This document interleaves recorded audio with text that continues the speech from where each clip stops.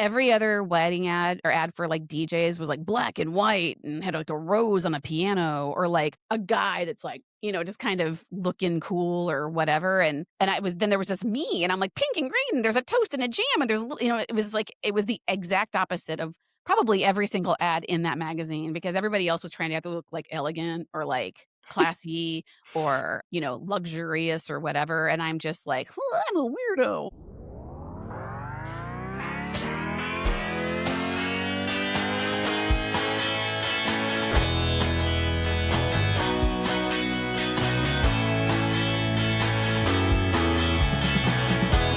My business is your business. It's all up in my lady business with me, Mary Nisi.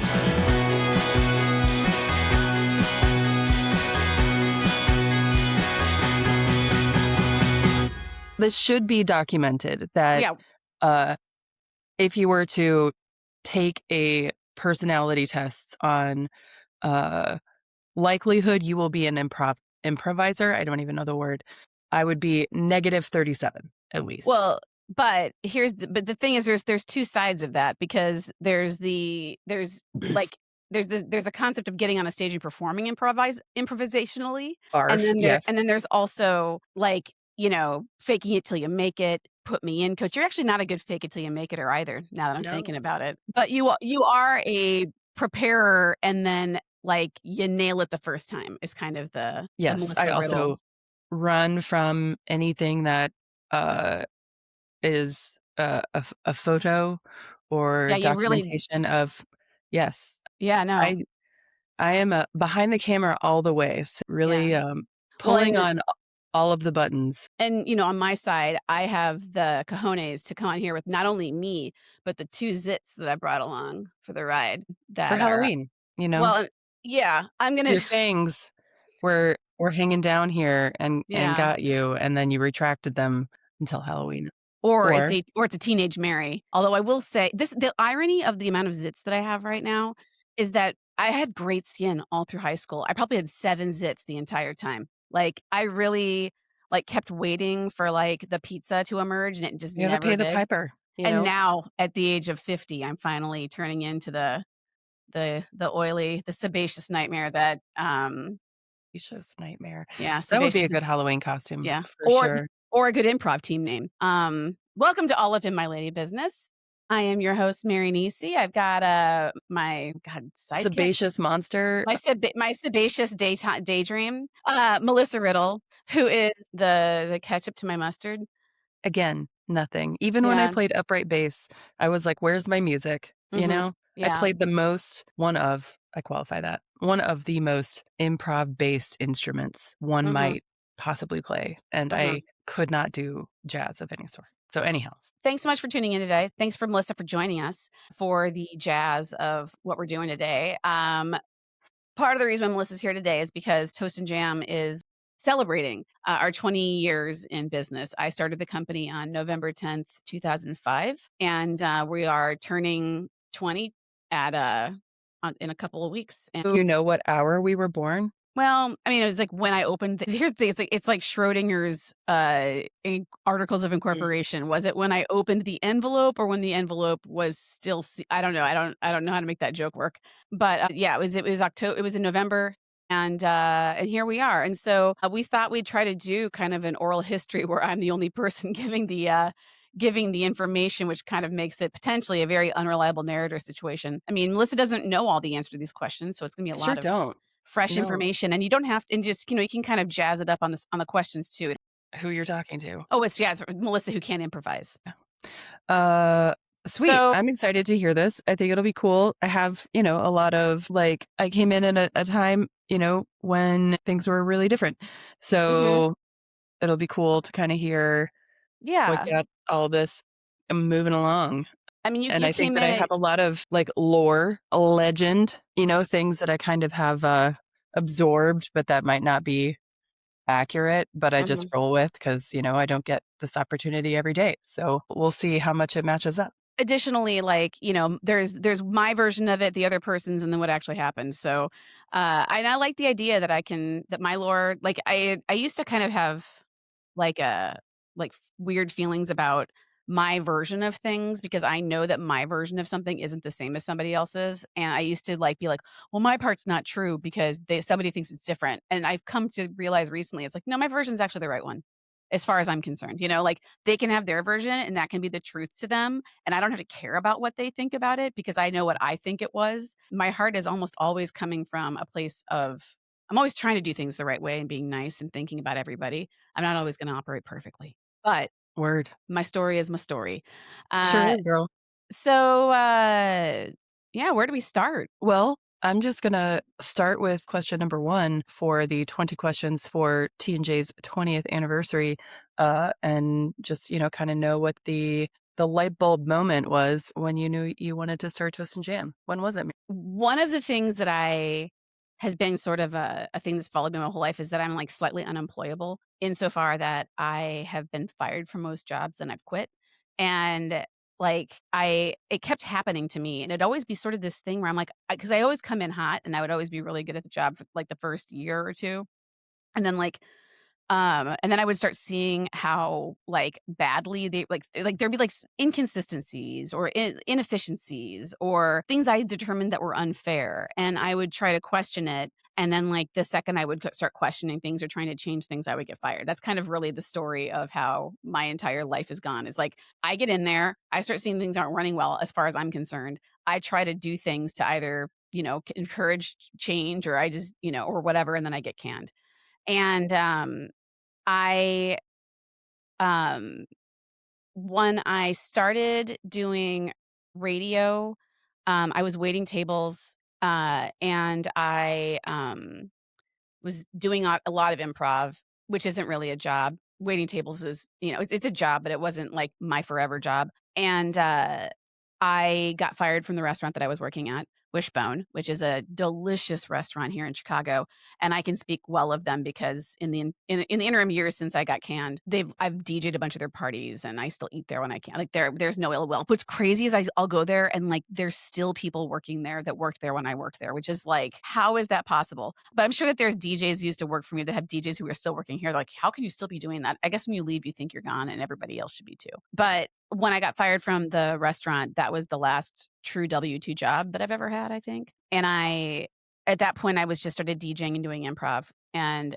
like, I couldn't, and I feel like those were like bossless jobs, in some ways, because you're just sort of, doing, especially the DJing side of things, because I was completely running the show on that. Oh no, I did get fired from improv. That's right. I did get fired from improv. Now that I think about it, I, well, I was doing comedy sports, which I loved. I loved doing comedy sports, and, at the time, my mom was, like, dying, and it was, like, the only thing that was giving me true joy was doing comedy sports at the time, and, I went in for my annual review with the piece of shit that owns comedy sports, and I'll name him and shame him, Dave Gaudette. That guy can die in a fire. He brought me in for for my review, and he's like, "How are things going?" I'm like, "Well, my mom is really sick, and she's probably not gonna be here for much longer, so I'm really grateful to have comedy sports because it's, like, the only thing that's, like, making me feel good." It's, like, the only thing that's, like, giving me something to look forward to, and he's like, "Wow, you really need comedy sports right now, don't you?" And I'm like, "Yeah, I do, like, I'm really grateful to have the opportunity to play here." And he goes, "Well, that's too bad because 'cause I'm firing you today." That is how he fired me. Wow. And it was like, and I'm like, "What?" And he's like, "Yeah, we just need to clean out some dead weight." And I had just been having, like, a run of incredible shows where, like, I was signing autographs after them, and not, I mean, and that's, like, very loose. It's, like, to the 4-year, like, the 6-year-old, in the audience, whatever. Like, I wasn't, like, masterful at it, but I was as good as anybody else was, and it was very, very, that was very soul crushing. And then my mom died 3 months later. Fuck you, Dave. Anyway, so that was the last thing I got fired from. So when I was on the radio, I got my first radio job or my first DJing job from DJing on the radio. A listener went through the request line and requested me to do their wedding, and I did it, and then I did a couple of weddings on my own for friends, because, like, the second that you own DJ or you know how to do it, everyone's like, "Can you DJ this? Can you DJ that?" And I started DJing, like, fashion shows and, like, did, weird things here and there, and then, my friend was DJing at a DJ company called Beat Media, which was owned by really good Now wait, guys. you have to say it again because everyone gets it wrong. What is it called? Beep Media. That was always the bane of Barry's existence, that, Yes. That P to T, transition. so I worked for him for a couple of years, and, I was helping him out in the office, and he actually had a recording studio that I also helped him manage that was really fun to do that, and I learned a little bit Mm, about production, which was cool. really cool, and then it got to the point where I was about to turn 30, and, my best friends were getting married, and I was super single, like, couldn't have been more single. Like, literally all my friends were getting married, but at the time, my 2 best friends, Molly and Amy, were getting married, and it was like, um, I want something. Like, it was weird. It was like I had to do all these adult things because everyone else was doing adult things and nobody else, and I had no partner, and, for whatever reason, you get the feeling that if you don't have one of those, you have failed. And so I bought a condo and started my company, like, at the same time, which was crazy because I mean, and to think about it, it was 2005, so it was like the go-go, the run up to the financial breakdown, and at the time, it was people like me were part of the problem why it felt recession happened was because they were giving people who had no business having a mortgage. So I bought a condo with I had 2 mortgages on at, like it was crazy, but I was the right person to give that mortgage to because I actually, like I paid it off. Like, I didn't default, and there were a ton of people in my building that did default, but I was the right person to give that condo to. But it's like you have to kind of grow to your container. I wound up working so hard. I wonder how much I worked, like, on toast and jam because I was so terrified of not being able to make my mortgage. But I had been bouncing around in my head that I was gonna start this company, and, at the time, I was going to a it was so this was, like, October of 2005, and, still doing comedy sports, and we were doing, like, a comedy sports field trip where we were going to a corn maze out near Elgin, and I was in my car. I had this really cute white Volkswagen Golf. It was my first car that I ever bought. I was 28, and, at the time that I bought the car. At this point, I'm, like, about to turn 30, and, there's a bunch of the improvisers. We're all in my car. We're all driving out to Elgin to go to this corn maze, and I'm like, "Hey, guys, I'm thinking about starting a company. I don't know what I should call it." And, and they're like, "What were you thinking about?" And at the time, my sister was a makeup artist, and she and I had been talking about it, and she was like, "What if I move back to Chicago?" Because at the time, she and her husband were thinking about maybe moving back to Chicago, and she's like, what if we named it Beauty and the Beat, and, like, we're a makeup artist and wedding DJ company?" And I'm like, That's actually not terrible, like, that's not terrible." And then I was like, "But even if I didn't have makeup artist involved, Beauty and the Beat could be not a terrible name." But then I was like, I'm calling myself pretty, and then people will definitely use that against me. They'll find some way to be mean to me about it. And so I'm like, Beauty and the Beat was something that came up, and they're like, "What about just DJ Mary?" And I'm like, "Well, I don't want it to be just my name because, like, if I have a company, eventually I'm gonna wanna bring other people on, and I don't wanna have people getting mad if they don't get me." So I'm, like, literally thinking this all out as we're driving down the 88 going to Elgin. And then they were like, "Well, let's brainstorm words that have to do with weddings." And so we're throwing around, words like dance floor and, officiant, blah, blah, blah. And then someone said toast. And I was like, and jam. And it was like a bullet hit me. And I was like, "Oh my God, toast and jam. Oh my God, toast and jam. Did we just name my company? Did we just name I wonder if anybody in that car even remembers that. Stepta Wagner was definitely for sure one of the people maybe Tara DeFrancisco might have been in there too, but we're driving down the street, I realize it, and then literally, like, the whole time I'm in that corn maze, like, I'm not even getting scared because 'cause I'm just thinking, like, even though it is terrifying in those fucking corn mazes, there's, like, sad teens that are coming out finally the one time they can, like, live out their hormonal fantasies. I remember there was, like, a scarecrow that was, like, up on a thing, and then all of a sudden it wasn't there, and that was the scariest thing that I'd ever seen, but I digress. The next day I went and incorporated. I, like, called a lawyer and I was like, "Can you incorporate me?" And then I incorporated. So that was, like, the end of October because it was Halloween time when we were going to the corn mazes, and then by November 10th, 2005, I was incorporated. Like, it was and I called my mom and I was like, "Hey, mom, guess what? I'm starting a DJ company." And she's like, "Oh, honey, you don't wanna own your own business." And I'm like, "Why not?" She's like, "It's just so hard. I mean, you should have somebody else be your boss." And I know she was coming from a good place because we had a business that completely failed and destroyed our family. We had this restaurant that cratered, and someday I'll probably tell that sad story. But and my the rest of my family wasn't super psyched about it either. I mean, it was all coming from, like, the place of, it's gonna if it falls apart, everything's gonna fall apart like our family fell apart once the restaurant fell apart. Like, it's just projection city. But I didn't take that to heart, and I was like, "But I can't do anything else." Like, I'm never gonna be able to I'm not gonna get on SNL. Like, at this point, I'm 30. They're not adding 30-year-old women to SNL. And I just bought a condo. I didn't had about the condo? No, I was still in on Winchester at the time. And, I was like, I need to try this out because I don't think I can do anything else. Like, I don't know who's hiring art historians to just come and point out cool things because that's, like, kind of all I learned in my art history degree was just cool stuff about art. There was no like, now they do a lot of, like, coaching and counseling towards, like, a career after your major, but, like, when I was in college, it was like, you learn things and then go do you're on your own, bitch. Like, go figure out what you're gonna do with it. So, yeah, so I incorporated, and then my friend Greg Thomas, who is still a friend, great guy, I was like, no, actually, first I went to my roommate, Eric Lau, who is also a great guy, and he is a metal worker, and he went to the Art Institute for art because that's what you go to the Art Institute for, and, he is an amazing artist, and one night, we were pulling tubes,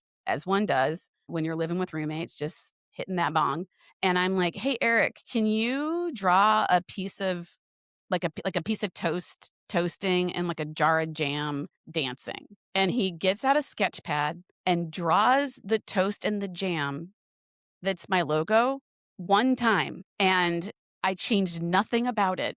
I mean, it was like that logo, he literally drew that, like, sitting on our couch, not sober, and just cranked out the toast and the jam, which we've never named. I've never named them, which is weird that I've never named them, but so I gave them to my friend Greg, who is a graphic designer, and he turned them into vectors or whatever you gotta do with things to make them Mhm. do things. And then Greg designed my website for free. I don't think I ever paid him for that. Maybe I did. I don't know. But Greg designed my website. And then Rance Rizzuto, who's another improviser who like was trying to do photography. He's actually married to Charity Francisco now. But Rance was a photographer. So I went over to Rance's and I got my headshots taken by Rance. And I made an ad in a magazine, Chicago Brides. So at the time, Was it Chicago Brides or Brides Chicago? I get this it's wrong Brides all the time. Chicago. Okay, okay. Was Bride Chicago. At the time, I had a grand total of, like, including savings and everything. I mean, I was cut off at 18, so there was no money coming from anybody else at that time, and I had, when my dad died, I got a tiny bit of money, like, I wanna say, like, less than $20,000 I think I got when my dad died, and I used some of that to buy, for college, and I had $4,000 left. I had, like, maybe I think I had $5,000 in my entire life, and, I spent $4,000 of it on that ad in Chicago Bride. So I had nothing. I had nothing, and I was like, "Okay, well, if I'm gonna do this, I'm gonna do this." And I always had, like, faith that I could figure out money eventually. I mean, my rent was, like, $300. Like, I mean, it was like, my whole life was so cheap. I think my whole life cost me, like, $800 a month, if even, and so I wasn't really worried about if it worked or not because I was like, "Well, if it doesn't work, it's not like I own a car and a house and, my student loan payment was $205." Like, it was my life. I'm a Gen X fantasy, I truly am. And so, I spent all my money on that ad, and literally the day it came out, my phone just started ringing. And it was a picture of me, like, in the ad, and it was pink and it was green, and, like, it was like every other wedding ad or ad for, like, DJs was, like, black and white and had, like, a rose on a piano or, like, a guy that's, like, just kind of looking cool or whatever, and there was this me, and I'm, like, pink and green, and there's a toast and a jam, and there's a little it was the exact opposite of probably every single ad in that magazine because everybody else was trying to either look, like, elegant or, like, classy or, luxurious or whatever, and I'm just like, "Well, I'm a weirdo," and part of that was also by design insofar because I just didn't wanna have to I didn't look like I was for everyone. Some people would look at that and be like, it's kind of like, "Oh my god, remember, Melissa, that thing that happened a week ago?"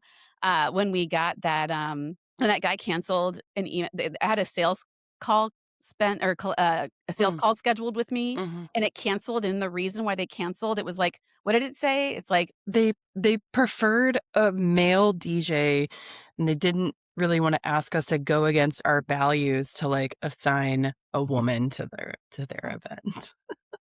thank you for self-selecting out. Thank you for self-select I mean, it's like, and the thing is that in those early days, like, we would have people that would, you know I mean, it happened every once in a while. I don't think it's happened in, like, 10 years where someone has been like, "Oof, you gave me a female DJ and we need a man," or I prefer or I once had a mom call and was like, "I'm looking on your website and it looks like you only have female DJs, and I mean, how do you like, who does the emceeing?" And I'm like, "She does?"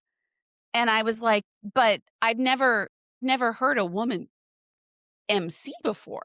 And I'm like, "Until you hire one, you probably won't." And then I hung up the phone. It's just in crazy the, like, the ingrained misogyny in this world where they, like, really can't imagine a woman's voice or a woman doing something, and it's like, "How are we still here? How is this still happening?" Yeah, I was definitely totally taken aback when I Mhm. saw that. Like, how did you even get to the stage of inquiry and getting to a meet and greet or our sales calls without just Yeah. navigating away from our Well, and website? this sad when I make up stories in my head about what I think happened, it's like she saw it, she made the appointment, she thought it was a great idea, and then the second that he saw it, he was like, "No, no, no, no, no." Which reminds me of that statistic where it's like, like men like the first when a woman suggests something to a man, their first instinct is to say no, and then so every woman has to come to every thing where she's putting forth an opinion with 3 or 4 reasons why even though there's no reason she shouldn't have to justify it, and honestly, my husband used to do this to me a lot, like and I kinda fell for it too, like, I would ask him to do something, he'd say no, I'd have to come back with all these things, and every time he would, like, agree, was like, "Oh, okay, fine," unless, like instead of, like, realizing, like, that was just a good idea from the beginning and he should have agreed with me, and then when I told him about that statistic that, like, men usually say no to women until they can convince them that it's a good idea, he stopped being as bad. He kind of recognized it. My husband, he's a good one. Anyway, where was I? Tangent City. Talking ab Yeah, Tangent City, women DJs, first ad, Mary Yes, yeah. in the So, ad.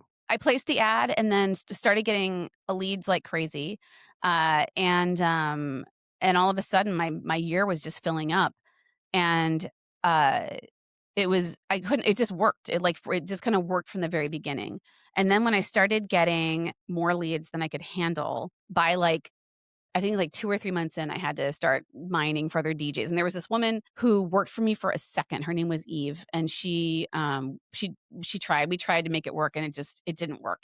She did like 2 or 3 weddings, and then it didn't really work, but then I got Kate and Rachel. So Kate and Rachel were, um these 2 women who they were DJs at WLUW, which was the first radio station that I worked at, and they had a radio show on called Kate and Rachel's Old Style Show, and it was, like, old school, like, psych and rock and garage rock, and they were just the coolest. They were a little younger than me, and they just were the coolest. Like, they just had, like, a great attitude and, like, just, like, good time girls that were, like, solid people. They're both from Michigan, salt of the earth, just awesome people, and so I remember I took them out.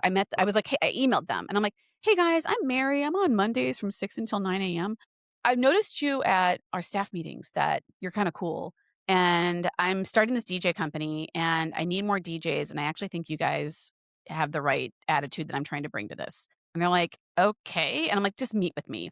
And so I met them at this bar called the Pizza Lounge, which then went on to become the Continental. Is it still the Continental? I don't know, but it went from being the Pizza Lounge, which at the time I met them there and it was like the grossest place. It was like just dive bar city. I wonder if there's a dive bar named Dive Bar City. There should be a dive bar named Dive Bar City. Although it's like if you name it that, then does it become one? Because then people are like, "You're trying too hard to make it. Quit trying to make dive bar happen." And so, I met with them there, and and what's funny is at the time, I didn't know which one was Kate, and I didn't know which one was Rachel, and I don't think I really truly figured it out until they've been working for me for, like, a couple of months because I just was too embarrassed to figure out which That one was what. is And hilarious. they might be learning this right for the first time right now if they even listen to this. I brought them on and I trained them like crazy, and, uh, and then just let them loose, and they just fucking got it.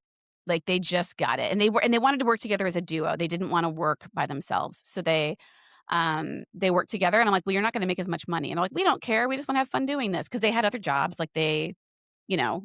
And so I they worked together. They worked as a duo exclusively for probably the first 10 years. I don't think they worked apart. And the great thing about having those 2 is that then they kinda became our backup plan. So and that Mhm. was like we talked about as Kate and Rachel's our backup plan. We've got 2 DJs that work together as a duo, so if anything were to happen to anybody, we could just pull one off of the wedding that they're on, and, like, one DJ would take the lead on each one so that, like, if it were to happen, it was like the client didn't feel like they were getting, scammed. I don't know, like, they were getting less than because they were only dealing with Kate the whole time, so if you did take Rachel off, it wouldn't. But I will say that in, like, the first 15 years that we worked there, I think we only had to do that 3 times in the entire time, which was kind of crazy that all that time, we never really had to use the backup plan. So, brought them on, and then soon thereafter, I needed more, so I brought on a couple more, and then around that time, I brought on Dustin, who was our soul man, and he was the token. He's the soul man. Oh, man, would have been man, where were you? Sorry. Where were you? I was probably in, like, all of the same places you were. We just never I don't know. We were meant to Yeah, find each other at this point in our lives. it's true, it's like sliding doors. But when we started, like, I really wanted to keep it all girls, like, our women. I just wanted to do it because. You know, it was such a male-centric industry. It's almost all men, and honestly, every single event that I would ever do, they would always be like, "Never seen a girl doing this job before," and it still happens. And I'm like, "Did you know that we can do anything? We can be doctors and lawyers and anything." Like, Was there ever a DJ Barbie? oh, no, no, I wouldn't be surprised if there was one now, but no, there definitely if there was a DJ Barbie, there would be more women DJs. I swear to God, that's what all it takes. It took Barbie making a woman in that job in order for and then I think that I bet you that there's a lot of, like I have to know if there's a DJ Barbie. but I'd also like to know if, like I'd like to see a statistic of, like, when a DJ like, when Doctor Barbie was released, like, did med school applications for women spike, like, 10 years later? Like, it would be an interesting data thing to look at because it's not wrong, and I didn't have any other than my friend that introduced me like, I would never have thought to do this job if she wasn't doing it. Yeah. And she was friends with Barry, so I'm sure that that's part of I'm sure Barry brought it up to her. So it's like representation matters. Like you really do need to see somebody doing something in order to think that you can do it. Yeah. And men always have examples of people doing it. Now, there's, it was only white guys that were doctors. And then once they, begrudgingly allowed black men to be able to go to med school, that's when we started having black doctors. But I'm sure a lot of black guys that would have been great doctors and women or whatever. I don't know if this is getting too specialized, but you need to see somebody doing something. Representation matters. Yeah. End of story. Yeah, Yeah. you gotta be able to picture yourself doing a thing Well, and there's to also like sometimes do it. and within the DJ world, like, wedding DJ isn't exactly like wasn't a dignified like when I started in 2003 was actually when I started doing weddings, like 2003, 2002. It's like not like wedding DJs had like a really good image, like they'd always get made fun of or they were seen as like cheesy guys with mustaches and tuxedos and, like what next song is number 1 with a bullet? Like let's get grandma out here and kind of cheesily doing things which I would never have thought that I could have done this if that was what was expected of me. And Barry, Barry is he was in the band The Cocktails, which were a very cool band. And when he started doing weddings, I think it was like, he had the same sort of attitude. I mean, he had the attitude that he didn't want to do that cheesy stuff, and so he didn't. And so I never thought I had to do that or learn how to do that because I didn't want to know how to do that. Because if I knew how to do it, then I'd be forced to do it. And so it gave me the representation mattering of I don't have to compromise who I am or what I want to do in order to do this thing. So by putting myself out there as like we're all women and we don't do cheesy stuff. Like, that kind of it's a line in the road where it's like, we don't do these things. And so it was almost a test balloon too in some ways because it's like I don't see a lot of women doing this job and almost every DJ thinks they have to do cheesy stuff. So by me putting it out there, like I am a girl who does this and it's going to be cute and fun and it's not going to be cheesy. Like that you attract a certain clientele. And then when they're meeting with you and I'm like, I don't do the chicken dance, I don't do the Macarena. And sometimes we get people that were like, "But don't you have to have that?" Like, they couldn't even imagine a wedding without it. And I'd be like, "Well, I don't do it, and I have great weddings all the time." And so there are people then that wound up having like, they're like, "Oh, I didn't know I didn't think I had an option." Like, so it wasn't that they were even looking for what I was selling until they saw that it was an option. And I also didn't wanna hire people who had been in this industry before, because if they had done this job for another company, they had bad habits. It's like, it's like when they ran out of ideas, they could always just throw on the cha-cha slide, and that would, like, fill up the next 7 minutes while they try to figure out the next thing to play. When in doubt, throw on Celebration, which at that time point was, such a I mean, I honestly, what's crazy, I bet you to this day, I probably played that song twice, because it was so overplayed and so cheesy. It didn't even enter into my brain as an option. Like, We Are Family, Celebration. I had a real problem with Love Shack for some reason. There were just like certain songs. Lady in Red was actually like, I hate the song Lady in Red so much. It's a song you imagine like gross people making love to for the first time. I don't know if that's a bad thing to say. I don't even know what my definition of a gross person is, but, like, it's like sex you don't wanna have is being done to Lady in Red. Maybe that's the way we should put it. Yes. And maybe we should cut this whole part. But I do hate the song Lady in Red, and it was requested enough that I felt like I could put it on the do not playlist, and, it wouldn't be a problem. Yeah. And then I could throw in other songs onto the do not playlist, or on our stale list is what we called it, that were other songs I didn't, like, wanna play.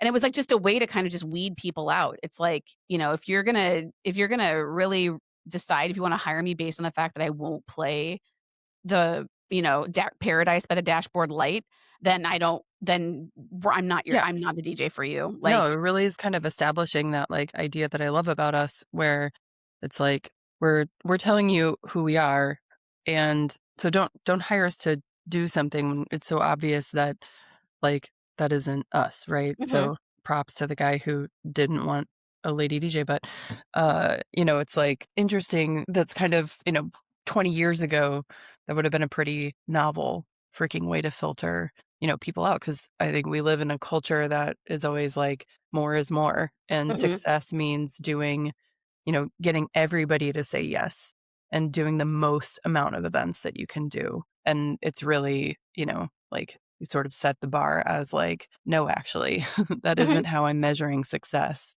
Like, I'm measuring success by how well I can stick to my values and make this, reflect me, be authentic to who I am, and still know that there's enough people out there that appeals to have a successful company and employ other people who share those values. It really comes from, like, coming from a place of abundance versus a place of lack. Because I think that people that come from a place of lack are thinking, "Well, I can't say no to anyone because who knows when the next one's gonna come along. So, I better learn how to do the Macarena, and I better learn when to slot in a weird game, or when there's a lull, or if I clear the floor, I'm gonna pull out the inflatable saxophone and do the Rocky Horror Picture Show. Like, like, I think that's those I feel like the coordinated dances and the cheesy songs are for unimaginative DJs that don't know what else to do. So they need a bunch of, like,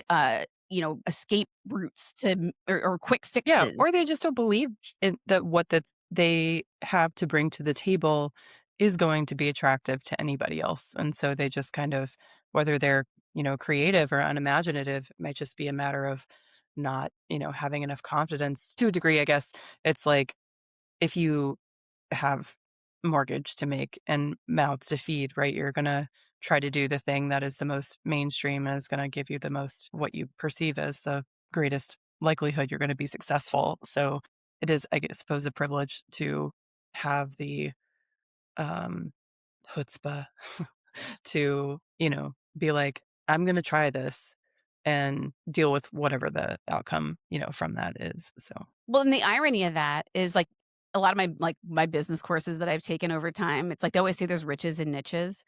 And the thing is that, like, when you're doing a niche, you're basically saying, like, "There's things I don't wanna do." And the thing is that especially when you own your own business and you can do whatever you wanna do. And if you do what you wanna do and you do it authentically and you do it truly, like, "This is what I'm really good at, and if you want Mhm. me to do the thing I'm" like, the thing I'm good at is a thing that a lot of people, not everybody wants this, Mhm. but a lot of people do. You don't have to compromise. I mean, have I had to play Dave Matthews? I have. But if that's the compromise I have to play, is it every 80th wedding I have to play Crash Into Me? Fuck, whatever. Like, I will take that. I mean, in 10 years, I have played the chicken dance maybe 10 times. Like, and I don't think those are bad statistics. And almost every single one of those happened with a client who was begrudgingly making me play it because their family wouldn't let them not hear it at the wedding. Legit, like someone that we recently booked, I have in their meeting notes playing the chicken dance like 30 seconds because his family is a bunch of white bread motherfuckers, is what is in the direct quote. Anyway, But here's shout the out. thing, those white bread motherfuckers might just really be just wanting a polka, and Mm. so it's not so much the chicken dance as it's a Mhm, polka. So, like, mhm. if when I would get people that would be like, you gotta play the chicken dance," I'm like, "What if I played the beer Hear barrel me out. polkas?" I'm like, "There's other polkas, like, there's other and polkas are fun." Like, I love to Mhm. dance a polka. Like, it's fun to watch, because usually what's I've fun ever about danced a polkas. polka. You've never danced a polka?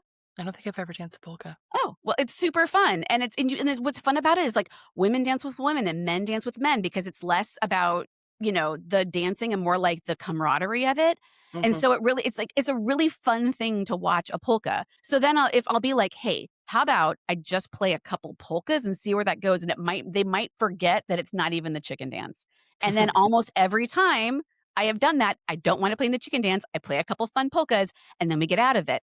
Fun fact, I like to follow polkas with Pony by Genuine, because it's real And you have to keep dancing with whoever you ended the polka with. it's a really funny juxtaposition to go from wow, wow, wow, wow. It's I'm a fun DJ. It's usually not in the same key, definitely not in the same BPM, but definitely gets the same point across. And there's actually out in the suburbs, there's one of my favorite venues is the Hyatt Lodge in Oak Brook. Favorite Yeah. suburban lit. I love that venue. It used to be McDonald's training. Mm. HQ kind Yeah, of training, yeah, it's situation. it's called it's Mhm. called Hamburger University, Okay. and, the Hyatt Lodge was the, hotel that they had on their grounds for, like, when execs would come in and go, and they had a really great ballroom, and it wasn't o I think maybe it might have only been for McDonald's execs for the longest time, and then eventually they realized that Is there that the was one with o the cool indoor pool and the kind of the lake beside it? Yes, yeah. Okay. It's sort of like one of those, like, 70s It's lodge. so great. I Yeah. love that place, and the I staff live right there. by it.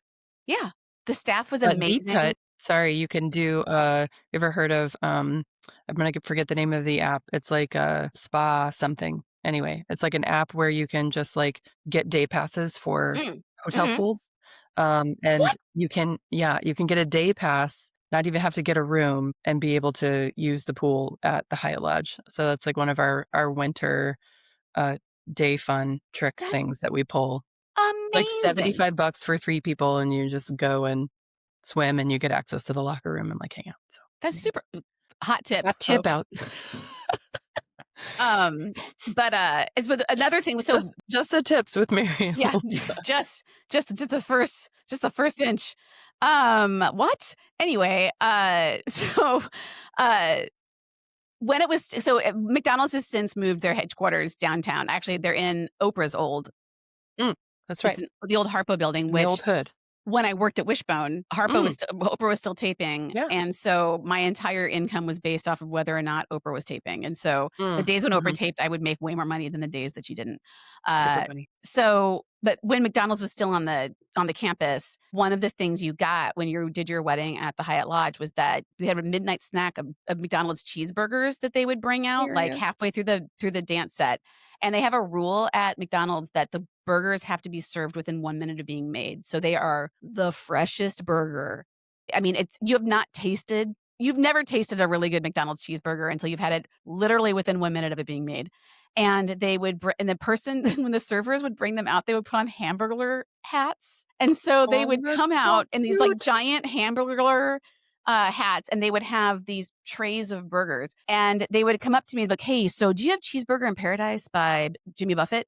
And while Jimmy Buffett has had quite a resurgence in the last 10 years or so, at the time, sub Mhm, 2010, Jimmy mhm. Buffett was not cool. Didn't have that on CD, couldn't just, whip through your Well, I cases there did. and pull out?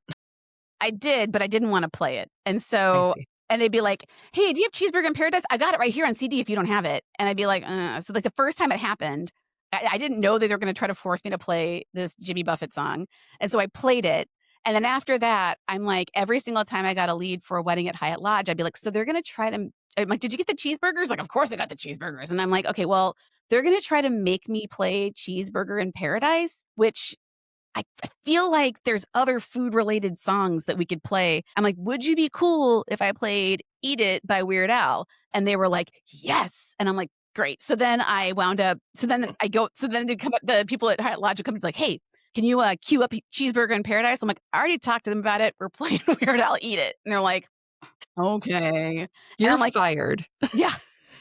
Like, we're like, Toast and Jam is on our blacklist because they refused to play Cheeseburger in Paradise. Um, now that I don't think they do that anymore because I don't think McDonald's is on they're not on the I campus don't think it's anymore, there but, anymore, but it sounds like a fun thing if they do some kind of anniversary that we should try to bring back, bring you back know? to Cheeseburgers in Paradise. Yeah. I just, it's just these little nuggets are just hilarious, like, my life This has is a been whole episode, I think, of your podcast is, like, antics from the weddings, like, the most sort of audacious, ostentatious, funny things, I like, wish I had from a kept a DJ perspective. totally, I would say almost every wedding has something happen that's, like, a little like, Yeah. "Huh." And, I'm a bad journalist, like, Mhm. I wish that I kept a journal of every wedding that I did because there were there's been things that have happened where I'm like, We'll just ask you the right question, and it'll, "Hmm, like, come to you. You have a good memory. You just have to have a good prompt. it's true." It's Yeah. true because it's You'll like you'll it's in there. I get people who will ask me all the time, like, who's the worst bridezilla, like, thing that you've ever dealt with?" And it's like, I don't really have bridezillas. I have mother-in-law zillas. I have Groom-in-law entitled Zillas? when the grooms sometimes, but it's usually not the couple. Usually the Yeah. couple I have developed a good enough relationship with, and I have, set the expectations and told them what I do and don't wanna do and the best way to do things that they usually accept me as, like, the expert here, and they kind of, it's usually people at the wedding, like Mhm. planners that won't get out of my face or, like there's this one guy who's seared into my brain. I probably even talked about him on this, and I don't remember the wedding. I don't remember I think I was at Cafe Brower.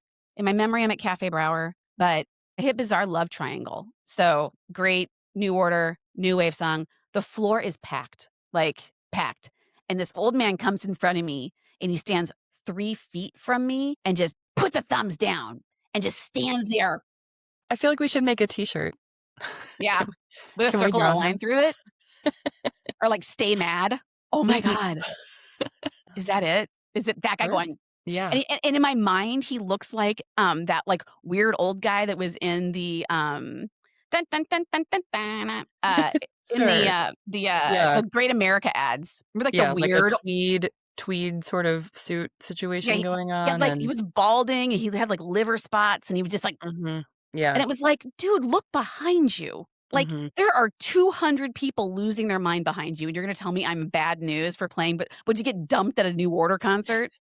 Like, I don't You get dumped at a New and Order it's like, concert. that's impossible because you were probably 60 years old. Well, not a 60-year-old couldn't go to a New Order concert because as a 50-year-old, I'd definitely go to one. But I think no, Peter Hook died, and I think he'd already left New Order by the time, Okay, so whatever. no possibility of that. I've gotten really all over the place on this one. It's okay, this is how we're getting to the gold. But we were talking about crazy people at weddings, so, yeah, I mean, again, a whole episode, series, season, if you Well, will, I'm and I sure. and I do think that's a testament to the fact that I don't have a lot of like, the clients aren't the bad guys in most of Mhm, my stories, is that, we attract cool people that, they don't think that, that the day They realize that the day is about them, which is what I think we do is, our whole thing is we wanna make it sound like their wedding, not like a wedding, and that we're truly trying to make this sound like the soundtrack of their day, of the best day of their lives. So when there's certain songs they'll hear for the rest of their lives, they're gonna remember that moment on the dance floor. And, and I think that the people that want that aren't gonna be the jerks. You can be great people, but you have no control over how lame your family is, or you might not realize how annoying your friends truly are. And you can't really gauge how different that is because alcohol really does it changes so many factors uh, in the process, like, people who would normally be really reasonable become wildly unreasonable, and then there's also, like, you're around family that triggers you, I mean, we've had several not several, less than 5, but we've had, like, many weddings where people I mean, what is many? Something under 5-ish weddings where people have died at them. Like, I don't know if that's where I thought I was gonna go with that, but, Not like, at all. or, like, grandparents are like, they're around their whole family, and they're having the rich foods they haven't had in a long time. They had a thimble of alcohol, and they're like, "I can go now," and, like, it happens, like, we've had, And like it happens. They're yeah, just like, "It doesn't get better than this. Mary Nieces on the dance floor. Let's just peace out." yeah, like, you I'm in Anyway, heaven already, so let's just take it to the bridge. that's right. The the Yes. rainbow bridge. Yes. Um, Oh, womp anything but the womp. Rainbow Bridge. Amazing. Well, kind of pulling it back a little bit just to, like, get to question number 2. Um I'm actually gonna skip ahead a little bit. We can talk about very first I don't know, very first gig, but I'm actually a little bit more curious about, were you kinda like, "Oh shit, Toast and Jam is a real business, and it's amazing, and this is gonna be, like, what I do now. This is, like, my career. This is my life's work, my legacy." It's amazing that you think those are things that can be applied to me. I started the company in 2005. I closed my condo in April of 2006, and I moved up to Old Irving, which in my mind is so far away from Wicker Park. And I basically lived in the hinterlands, and I think by doing that, by isolating myself, like because I mean, I was single. I had a lot of single friends. I was doing improv and I was DJing. And so, I mean, I was going out every night after I would get done DJing or get done with improv when I was living in Wicker Park for sure. And then when I moved to Old Irving, like I had to drive. So like I couldn't go drinking after gigs, or I couldn't go drinking after my 10 PM show or whatever. And You're so pre-Uber. yeah, this was definitely pre-Uber. And I remember when I moved out there because I lived like a minute from the Irving Park Blue Line stop, and I'm like, "Oh, Oh, I'm gonna be taking the train everywhere." And while I did take the train more and I did ride my bike a lot, it kept me from doing stuff. And so yeah. I, DJ gear also, you can't really, like, go out after a gig with a car full of DJ gear and risk that either, so And I did. I made some really risky choices by leaving my gear, like, Cole's Bar in Logan Square was, like, our, like, after wedding, where we would all go after weddings to, like, drink afterwards, and there was probably, I bet you, like, by like, at 1:30 in the morning it's like on a 30 Sunday, grand of with, like, DJ gear. $30,000 worth of DJ gear just sitting in cars right outside of Kohl's. When I moved up there, it was very I mean, it was good for my business for me to be so far away from my friends because I had nothing better to do than to work on my business, and work on my business I did. I would wake up and it'd be 4 o'clock in the afternoon, and I would still be in my pajamas, hadn't brushed my teeth, on my 3rd meal, and I was just cranking. And so when 'cause Kate and Rachel, Dustin, Maura, Kristen Marks, I had such a great group of people that were working for me, and we would have staff meetings at my house, and I would make them dinner, and, like, we would those I just think back on those days, just Some good gravy, salad days, you the know? salad a lot of salad because there were a lot of vegetarians. Oh, true. And then in 2007, right? Yeah. So Yep, next year. 2007, I'm realizing that I had no separation between church and state, that I was, like, working all the time. I was answering emails at 11 o'clock at night, and I think a lot of people probably when they're and I know this for a fact, a lot of entrepreneurs, they start their business, they're like, "Well, this is just what I signed up for by having my own business," was that I have to just answer emails at 11 o'clock at night, and I have to, always answer my phone and always do this and that and the other thing. and, I had a landline that was my home line, was the business line, That's and amazing. so I couldn't answer the phone without not knowing if it was gonna be a client or so I answered my home saying toast and jam 'cause I didn't know who was calling me. That's so Uh, classic. yeah, and then I was like, "I think I need an office because I had all these DJs, they were doing all their meetings at coffee shops, which I didn't think seemed very professional, and so I teamed up with a wedding planner. Her name is Megan Vanderbaan. I don't think she's not in the industry anymore. I think she's like a fashion influencer. She's Mm. got a really cute Instagram, but she was a planner and we got this office in Wicker Park and the building was on Wabansia in between Damon and Milwaukee. And it was a really cool looking building. It was a triangle shaped. Back in the early 90s, it was the Smashing Pumpkins, the Smashing Pumpkin Liz Fair's practice space. I So it love felt it. like it had like some like Yeah. synergy, I kind of feel the girly sounds washing over me. I was less excited about the Smashing Pumpkins, but the Liz Fair of it all really. I would have been the opposite. You weren't a fan of Low? Oh, or you liked the Smashing Pumpkins? Yes, I like the Smashing Pumpkins. My roommate, when I was in I don't know, in the late 90s, I lived with this guy. He was a coder that worked for my landlord, and Mhm. he's like my landlord's like, "Hey, you have an extra room in your place. I've got this guy. He needs a place to live. Can he live with you?" And I'm like, "Weird, but okay." Was it Uh, James Chamberlain? no. No, no. His name was Eric Agnew, and, Okay. he lived in one of the rooms in my house. We barely saw him. Like, he was like a vampire. He, like, slept all day, coded all night, grinding on Red Bull, but he also was the Smashing Pumpkins he was the webmaster for the Smashing Pumpkins fan club website. Not where I thought this was going, but I like And, it. and he was like Billy Corgan's like, he was like the fan, he would go to the recording studio, like, Billy would play things for him, like, one of the first people to see if he was onto something. Eric was Amazing. like his guy. Filter. Like, is this gonna be a song? Yeah, and I then he love would it. get, like, tickets to things and swag, and he was, like, very well respected, like, in Smashing Pumpkins land. Like, I actually was kinda curious about him recently, like, I'm like, Okay. What happened to Eric Agnew?" And I Googled him, and I think he Mhm. lives in Japan, and he looks really cool. Like, he looks like he's had quite the glow up. He looks cool. He's, like, living in Japan doing probably very cool stuff. I have a feeling he's got, like, tons of money. But there was still, like, parts of the server that were up, and everyone was talking about how cool Eric Agnew was. So, yeah, so Eric Agnew was, my roommate at the time, Smashing Pumpkins king, and, I got the office on Wabansia, and, we are at time. So I think that, Melissa, Yeah. do you wanna take us on this journey? Wanna do another we'll just keep going on this. Yeah. I mean, this is, super fun. I can't wait for more opportunities to figure out that we were in the same rooms, Mhm, all of these years.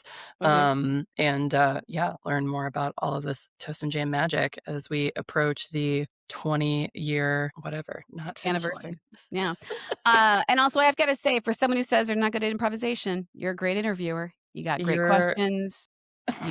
You've got, great insight, and I appreciate you. likewise, you're, yes, and Yeah. Yes, and. Ariana. I love that song. It's also very much, the entire base of improv is yes, and. Yeah, that's But, yeah. I love you, Melissa. Go get your hair Me done. too, Mary. Okay. Thanks everybody who tuned in. Tune in for part 2 of 97, or 6-7 as Sebastian likes to say. Is Evelyn into 6-7? Does she say it? I see it all over the internet. I have no freaking clue what it is, what it means. 6-7. It's from some rap song or something. Anyway, Okay. we're All too right. old. Next Alright, time. so bye everybody. Thank you so much. Bye. Thanks for listening to All Up in My Lady Business with me, Mary Nisi. We'd love for you to like, review, subscribe, follow us at All Up in My Lady Business on the gram. And if you're a female identifying person and you want to dance, you can follow. I mean, everybody can follow it, but if you want to be a part of the magic at Hot Flash Dance Party, sign up for the mailing list to find out where our next party is going to be. And if you are looking for a DJ in the Chicagoland area or anywhere else, money's the same color everywhere. Fly us out. ToastandJamDJs.com has the best. And listen to my radio show. I have a radio show on Chirp Radio at chirpradio.org. That's Mondays us every Monday from 12 until 3 p.m. CST. Today's episode is produced by Shiraz Dada. Theme song composed and performed by, you guessed it, Shiraz Dada. All right, guys. Peace out.